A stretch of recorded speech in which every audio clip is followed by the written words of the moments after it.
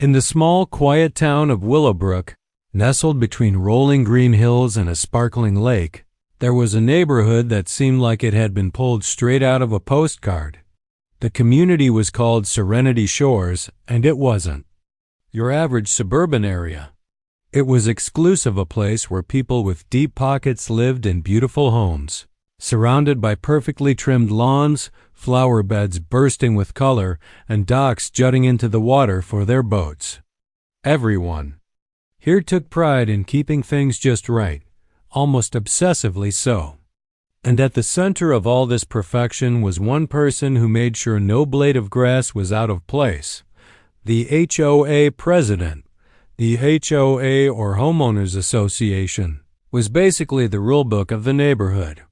Every resident had to follow its guidelines, from how high their hedges could grow to what color they painted their front door.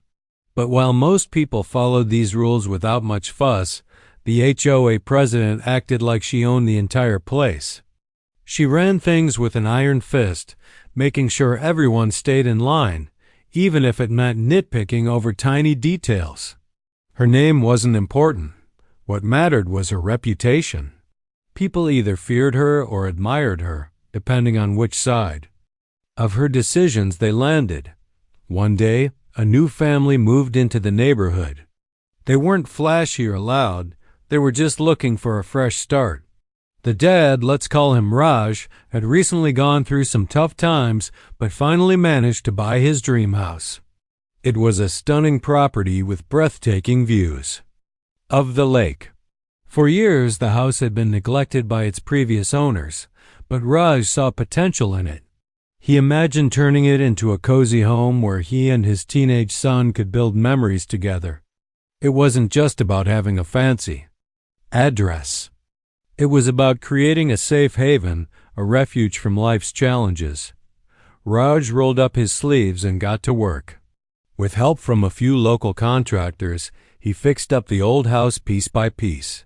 Broken tiles were replaced, chipped paint was refreshed, and the overgrown garden was transformed into something vibrant and welcoming.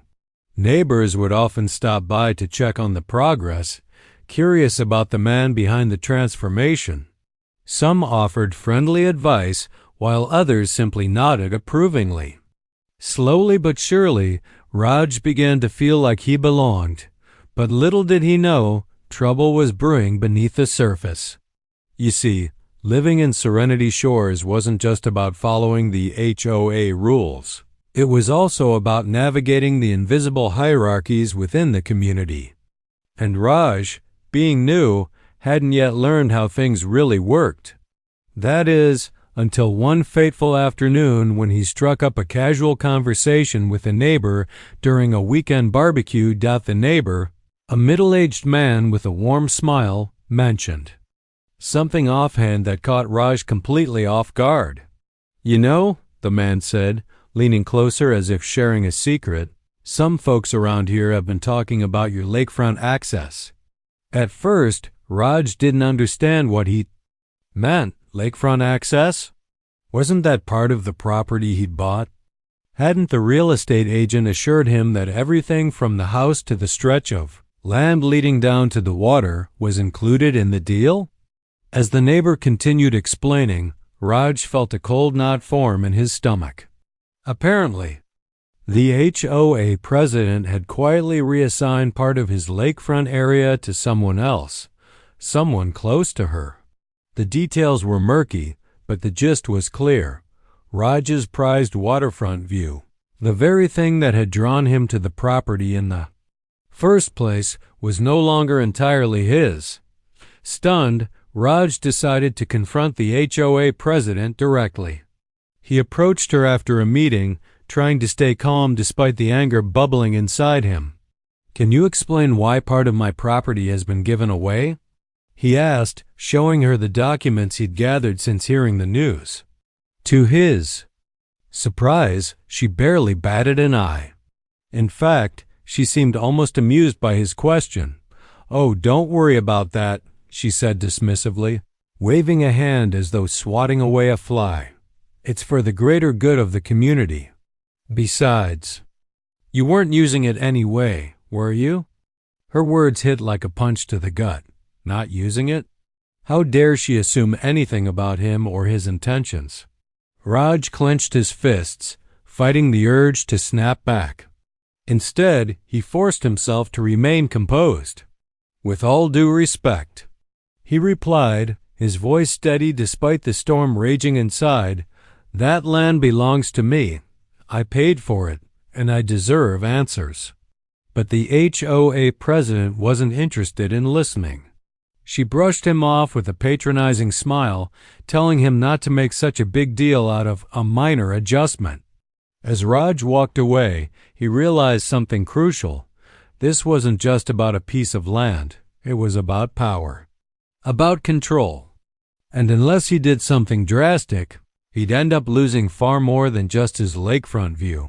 That night, sitting alone on the porch overlooking the darkened lake, Raj made a decision. He wouldn't let anyone push him around, not now, not ever.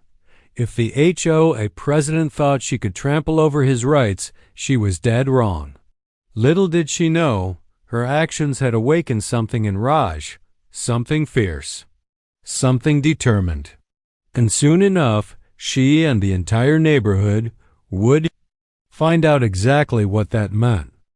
Raj couldn't shake off the unsettling feeling that had settled in his chest after his conversation with the HOA president. He replayed her words over and over in his mind, trying to make sense of what she'd said, or rather, dismissed. For the greater good of the community. Those words felt hollow, almost mocking. How could taking away part of someone's property be for the greater good? It didn't add up.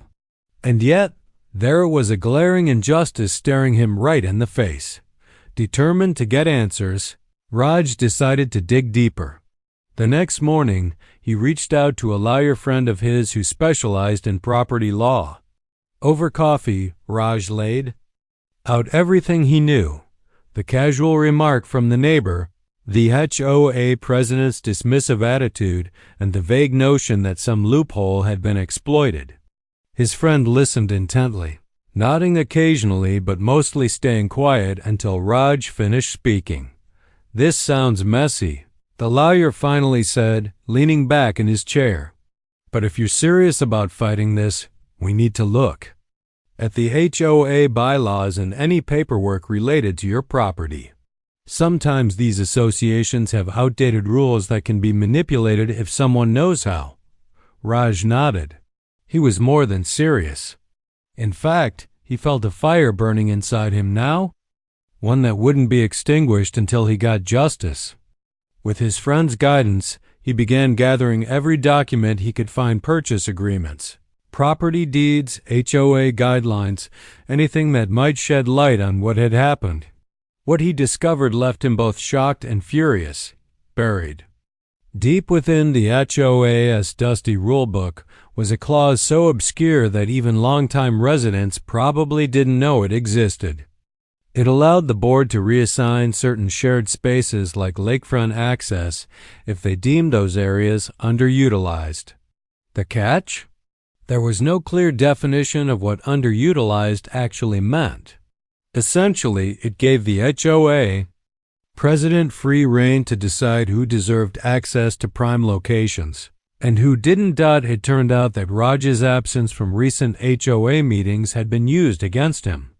Because he hadn't attended, the HOA president argued that he wasn't actively participating in the community. She claimed this proved he wasn't making full use of his lakefront area, and therefore, it should go to someone who would appreciate it more. That someone just happened to be her brother-in-law, a man who had recently moved into the neighborhood and was eager to build a boathouse on the disputed land. When Raj confronted her again, armed with copies of the documents, she didn't deny it. Instead, she doubled down, insisting that she was simply doing her job as a HOA president. "Look," she said, folding her arms across her chest, "we can't have valuable resources sitting idle while others are ready to put them to good use. Your lack of involvement speaks volumes." Her tone was calm, almost reasonable, but Raj saw through it. This wasn't about fairness or efficiency. It was about control. She wanted to show everyone, including him, that she held all the cards. If she could take away something as significant as lakefront access without consequences, what else could she do? Word of the dispute spread quickly through the neighborhood. Gossip traveled fast in Serenity Shores, and soon enough, everyone seemed to have an opinion. Some neighbors sympathized with Raj, shaking their heads at the HOA president's blatant abuse of power. Others sided with her, parroting her arguments about community improvement and accusing Raj of being difficult. A few stayed neutral, unsure of which side to take but keeping a close eye on how things unfolded. The tension came to a head during the next HOA meeting. Raj walked in determined to address the issue publicly. As he sat down among the other residents, he noticed the subtle glances and murmurs directed his way. Some people avoided eye contact altogether, while others shot him sympathetic smiles. The atmosphere was thick with anticipation. When it was time for open discussion, Raj stood up, his heart pounding but his voice steady. "I want to talk about the recent decision regarding my lakefront access," he began, holding up the documents for everyone to see. "This isn't just about me, it's about setting a dangerous precedent. If the HOA can take away part of someone's property based on vague interpretations of the rules, then none of us are truly safe." The room fell silent. Even the HOA president looked momentarily taken aback by his boldness. But she quickly regained her composure, standing up to counter his points. "Let's not dramatize this," she said, her tone dripping with condescension. "Raj has made it clear that he's not fully committed to our community. Why should we reward disengagement by allowing him to hoard resources he doesn't even use?" Her words sparked a heated debate. Voices rose as residents argued back and forth, some defending Raj's right to fight for his property, others supporting the president's authority. Tempers flared, and for the first time in years, the usually polished and orderly HOA meeting descended into chaos. As the shouting continued, Raj realized something important. This wasn't just about him anymore. It was about exposing the cracks in the system, the favoritism, the lack of transparency, the unchecked power wielded by one person. And if he played his cards right, he might be able to turn the tide in his favor. In the days that followed, Raj became a whirlwind of activity. He started reaching out to other homeowners, sharing his findings and encouraging them to read the HOA bylaws themselves. Many were surprised to learn about the obscure clause that had been used against him. Some admitted they'd always suspected. The president played favorites but never had concrete evidence before. Meanwhile, the president grew increasingly defensive. She began filing petty complaints against Raj, citing minor infractions like leaves blowing onto his driveway or a misplaced trash can. Each accusation felt like a jab, meant to intimidate him into backing down. But instead of cowering, Raj documented everything meticulously, building a paper trail that would prove useful later. One evening, as he sat on his porch watching the sunset reflect off the lake, Raj felt a mixed 200. Raj was done playing defense. He'd spent weeks gathering evidence, talking to neighbors, and enduring the HOA president's petty attacks.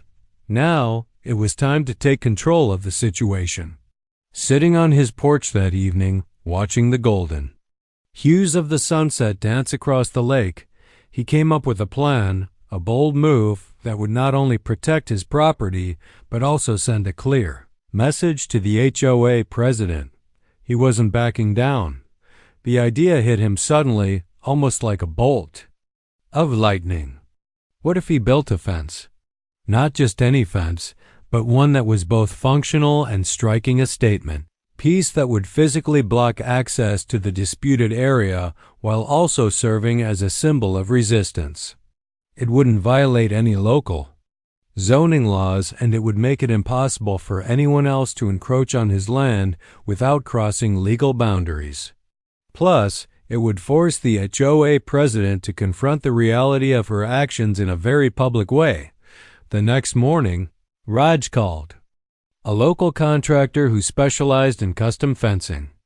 Together, they designed something elegant yet imposing, a wrought iron fence with intricate scrollwork and sturdy posts anchored deep into the ground. The design was classy enough to blend with the neighborhood's upscale aesthetic, but its height and presence left no room for ambiguity. It was there to keep people out. As the construction began, whispers rippled through the community. Neighbors stopped by to see what was happening, some curious, others skeptical.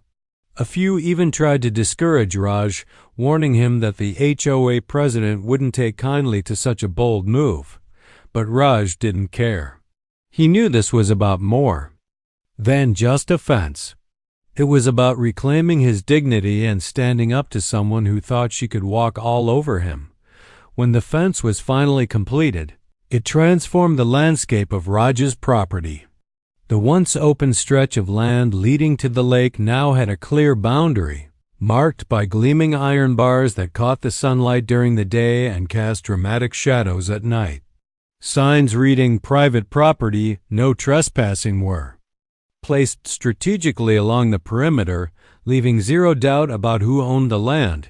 But Raj didn't stop there. Knowing how important appearances were to the HOA president, he took an extra step: security cameras. Small, discreet devices were embedded within the fence posts, capturing every movement around the property. These weren't meant to invade anyone's privacy. They were there to document any attempts to breach the fence or challenge his ownership. It was a smart move, one that added another layer of protection while sending a subtle but unmistakable message. Raj was prepared for whatever came next. News of the fence reached the HOA president faster than Raj expected. Within hours, she stormed into his yard, her face flushed with anger. "What is the meaning of this?" she demanded, pointing at the structure like it was some kind of personal insult. Her voice carried across the neighborhood, drawing attention from passers-by. Raj remained calm, leaning casually against the fence as though he hadn't a care in the world. "It's pretty straightforward," he replied, his tone measured but firm. "This is my property, and I've taken steps to secure it. If you have any issues with that, feel free to consult the zoning laws. I'm sure you'll find everything's above board." Her jaw tightened, and for a moment she seemed lost for words. This wasn't the reaction she'd anticipated. In her mind, Raj was supposed to crumble under pressure, to apologize and beg for forgiveness. Instead, here he was, cool and collected, turning her own game back on her. "This is unacceptable." She finally sputtered, regaining her composure. "You're ruining the aesthetic of the neighborhood. This monstrosity has no place in Serenity Shores." Raj raised an eyebrow, amused by her choice of words. "Aesthetic? Really? That's your argument?" "Because last I checked, the HOA guidelines don't specify what kind of fence I can or can't put up as long as it complies with local regulations, which this does." She opened her mouth to retort but quickly realized she was on shaky ground. Raj had done his homework, and she couldn't refute the legality of his actions. Frustrated, she turned on her heel and marched away, muttering under her breath about calling an emergency HOA meeting. True to her word, the meeting was called for later that week. When Raj arrived, he found the community center packed with residents, many of whom seemed eager to see how the drama would unfold. The HOA president wasted no time getting to the point. Standing at the front of the room, she launched into a tirade about the fence, accusing Raj of being selfish, disruptive, and disrespectful to the community. "You're setting a terrible example," she declared, pacing back and forth like a lawyer in a courtroom. This kind of behavior undermines everything we stand for as a neighborhood. We value harmony, cooperation, and beauty, not eyesores that divide us. Her speech was met with murmurs of agreement from some corners of the room, but Raj noticed something interesting. Many of the neighbors who had initially sided with her were now silent, their expressions thoughtful rather than accusatory. Some even looked uncomfortable, as if they were starting to question whether she was truly acting in the best interest of the community. When it was his turn to speak, Raj stepped forward, his demeanor calm but confident. "I understand why some of you might be concerned about the fence," he began, addressing the crowd directly. "But let me ask you this. If someone tried to take away part of your property, your home, what would you do? Would you sit back and accept it, or what? You fight to protect what's yours?" He paused, letting the question sink in before continuing. "This isn't about aesthetics or causing trouble. It's about standing up for fairness and accountability. If the HOA can exploit loopholes to take away someone's rights, then none of us are truly safe. And if building a fence is what it takes to draw attention to that, so be it." His words struck a chord. Several residents nodded in agreement, while others exchanged uneasy glances. For the first time, cracks began to appear in the president's carefully constructed image of authority. People started whispering among themselves, questioning whether she had overstepped her bounds, not just with Raj, but with others in the past. As the meeting dragged on, it became clear that the tide was turning. One neighbor stood up to share a story about how the president had pressured them into removing a tree from their yard, claiming it blocked the view of another resident. Another recounted how she had fined them unfairly for something trivial, only to drop the charge when they threatened to file a formal complaint. Each story chipped away at her credibility, exposing the favoritism and bullying tactics she'd used to maintain control. By the end of the meeting, the atmosphere had shifted dramatically. While the HOA president tried to rally support for her cause, her arguments fell flat. Even those who had initially defended her seemed reluctant to speak up, sensing that the winds of change were blowing. For Raj, the victory was bittersweet. He hadn't set out to create enemies or start a rebellion, but he realized that sometimes standing up for yourself means inspiring others to do the same. As he walked home that night, the fence standing tall behind him, he felt a sense of pride, not just in what he'd accomplished, but in the knowledge that he had sparked something bigger, something that might finally bring balance to Serenity Shores. And deep down, he knew this was only the beginning. The fence wasn't just a physical barrier, it became the talk of the neighborhood. For weeks, it dominated conversations at grocery stores, school drop-offs, and weekend barbecues. Some residents admired its elegance, while others criticized it as an unnecessary provocation. But no matter where people stood on the issue, one thing was undeniable. The fence had shifted the dynamics of Serenity Shores in ways no one could have predicted. Raj noticed the change almost immediately. Neighbors who had previously kept their distance began stopping by his house, not to complain, but to share stories. One elderly couple confided that they'd been pressured into selling their home below market value because the HOA president wanted her niece to move in next door. Another neighbor revealed how she'd been fined repeatedly for minor infractions like leaving a garden hose out overnight, only to see those same rules ignored when it came to the president's close allies. These revelations didn't surprise Raj. He'd suspected favoritism all along, but hearing them firsthand made him realize just how widespread the resentment against the HOA president really was. What surprised him more, though, was the courage people showed in speaking up. Many admitted they'd stayed silent out of fear of retaliation, but seeing Raj stand his ground gave them hope that things could change.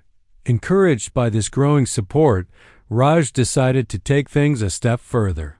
He launched a petition calling for reforms within the HOA, The document outlined several key changes: clearer definitions of terms like underutilized to prevent future abuses, stricter oversight of board decisions, and greater transparency in how funds were allocated.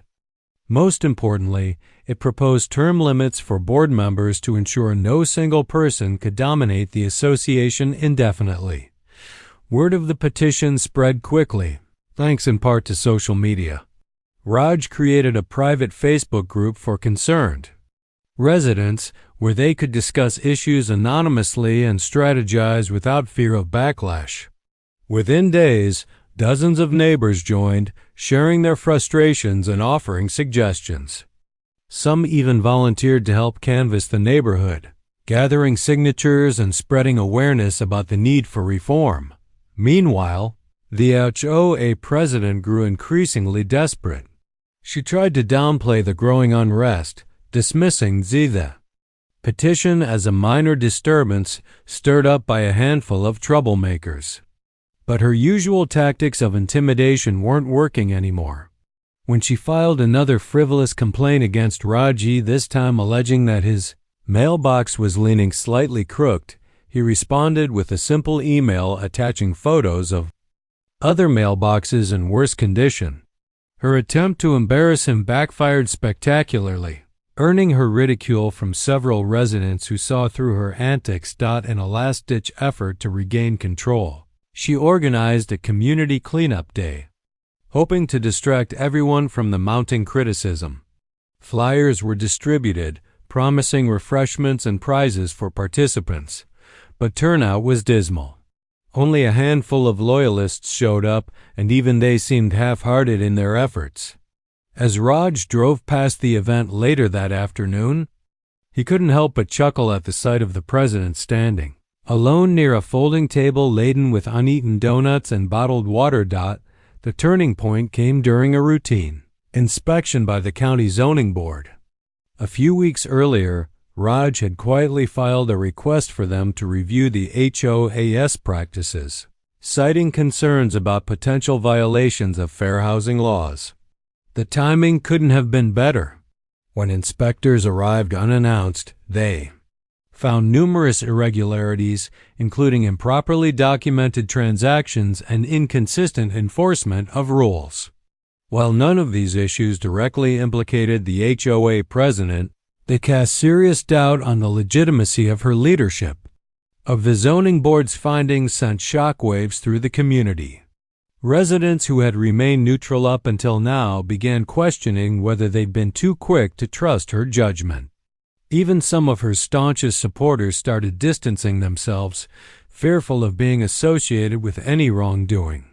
The once unshakable authority figure now found herself isolated, her power slipping away bit by bit. As momentum built for reform, Raj knew the upcoming HOA election would be critical. Traditionally, these elections were little more than formalities, with incumbents running unopposed year after year. This time, however, there was a buzz of excitement and tension in the air. Several residents stepped forward as candidates, each promising to bring fairness and accountability back to the association. Among them was Raj himself, who reluctantly agreed to run after being encouraged by his neighbors. Campaigning wasn't something Raj had ever imagined doing, but he threw himself into it with the same determination he'd shown in building the fence. He knocked on doors, attended block parties, and hosted informal town hall meetings in his backyard. His message was simple: we deserve a neighborhood where everyone is treated equally, where decisions are made transparently, and where our voices truly matter. His opponents, including the current president, struggled to counter his grassroots appeal. Their campaigns relied heavily on scare tactics, warning residents that electing outsiders would lead to chaos and devaluation of property. But their arguments rang hollow, especially when confronted with concrete examples of mismanagement under the current leadership. On election night, the community center was packed with residents eager to see the results.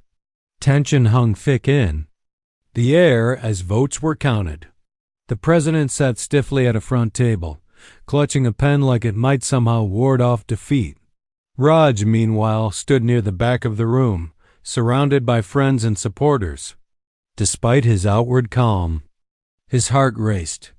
He knew the outcome would determine not just his own fate, but the future of the entire neighborhood. When the final tally was announced, cheers erupted throughout the room. Raj had won by a landslide, securing nearly 3/4 of the votes. The president's face turned pale as reality sank in. After years of wielding unchecked power, she had been decisively rejected by the very community she claimed to serve. As Raj took the stage to deliver his victory speech, he felt a mix of emotions: relief, pride, and a deep sense of responsibility. Looking out at the sea of faces, he spoke from the heart. This isn't just my win, it's ours. Together, we've shown that fairness and accountability aren't just ideals. They're achievable goals. Let's work together to build a neighborhood we can all be proud of. The applause was thunderous, a testament to the unity and resolve that had brought them this far. For the first time in years, Serenity Shores felt like a true community, one where everyone had a voice, and no one was above the rules. And as Raj walked home that night, the fence still standing tall behind him, he knew the fight wasn't over. There was still work to be done, reforms to implement, and relationships to mend. But for the first time in a long time, he allowed himself to feel hopeful. Hopeful that change was possible, and that standing up for what's right, even when it's hard, can make all the difference. The morning after the election, Raj woke up to an unusual quietness in the neighborhood. It wasn't the kind of silence that felt heavy or tense. It was peaceful, almost like the calm after a storm. As he sipped his coffee on the porch, he noticed something he hadn't seen in months. Neighbors waving hello as they walked their dogs, kids riding bikes down the street without a care, and even a few people stopping by to congratulate him on the win. The atmosphere had shifted overnight, and it was clear that Serenity Shores was ready for a fresh start. But Raj knew better than to rest on his laurels. Winning the election was just the beginning. Now came the hard part, actually making things better. He spent the first few weeks reaching out to residents, listening to their concerns, and gathering ideas for improvements. Some wanted stricter enforcement of noise ordinances, while others suggested hosting more community events to bring people together. A few even proposed updating the HOA's outdated bylaws to reflect modern values and priorities. One of the biggest changes Raj pushed for was transparency. Under the previous leadership, decisions were often made behind closed doors, leaving residents in the dark about how their dues were being spent or why certain rules were enforced so harshly. Raj vowed to change that by holding monthly open meetings where anyone could voice their opinions or ask questions. He also introduced a system for tracking complaints and resolutions, ensuring that every issue was addressed fairly and promptly. To rebuild trust, Raj worked closely with the newly elected board members, many of whom shared his vision for a more inclusive community. Together they tackled long-standing problems like poorly maintained common areas and inconsistent landscaping services. Within months, the neighborhood started looking and feeling different, not because of flashy upgrades, but because people finally felt heard and valued. Of course, not everyone was happy about the changes. The former HOA president, still reeling from her defeat, tried to stir up trouble whenever she could. She attended meetings sporadically, grumbling about reckless spending or lowering standards, but her arguments carried little weight now that she was no longer in charge. Most residents ignored her complaints, focusing instead on the positive momentum sweeping through the community. Her brother-in-law, the man who had been promised part of Raj's lakefront access, quietly dropped his plans for the boathouse.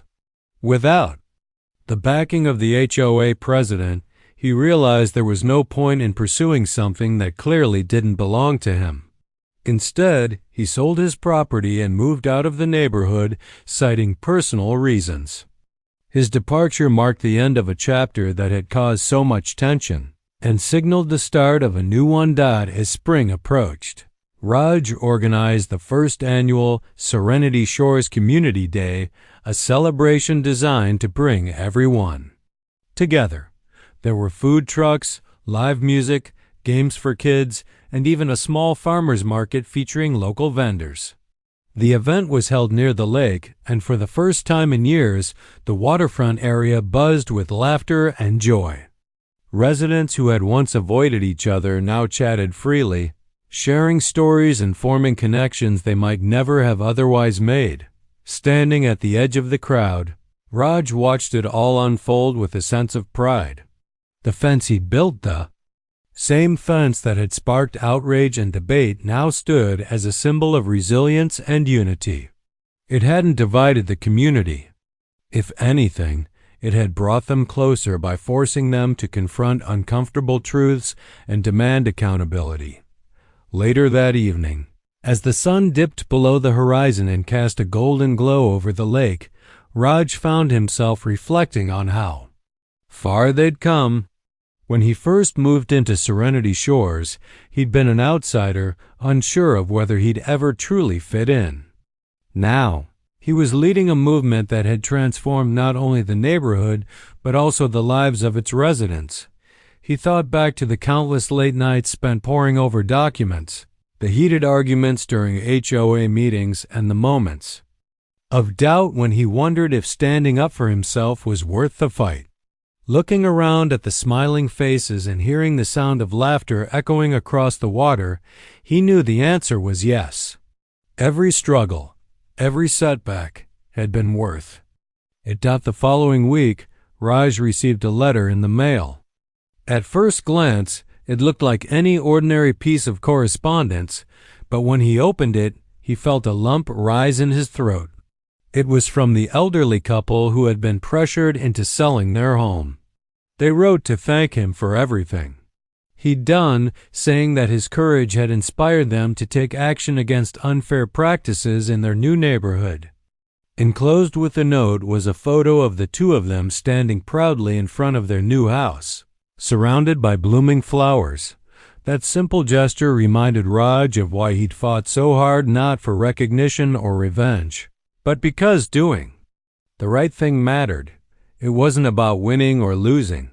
It was about creating a space where everyone could thrive, regardless of their background or circumstances. By summer, Serenity Shores had undergone a remarkable transformation. The grassy common areas were lush and well-maintained, the sidewalks were free of cracks, and the flower beds burst with color. More importantly, the sense of division that had once plagued the community had faded, replaced by a spirit of cooperation and mutual respect. Raj continued serving as HOA president, though he insisted on term limits to ensure no one stayed in power too long. When asked about his plans for the future, he smiled and said, "I want this place to keep getting better, not just for us, but for the next generation. If we can set an example of fairness and kindness, then we've done our job." Years later, when newcomers arrived in Serenity Shores, they would often hear stories about the man who had built the famous fence and changed the neighborhood forever.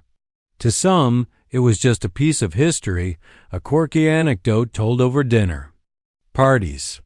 But to those who had lived through it, the fence represented something deeper, proof that standing up for what's right, even when it's hard, can spark meaningful change. And as Raj sat on his porch one evening, watching the sun set over the lake, he couldn't help but smile. Life wasn't perfect, it never would be, but for the first time in a long time, it felt good.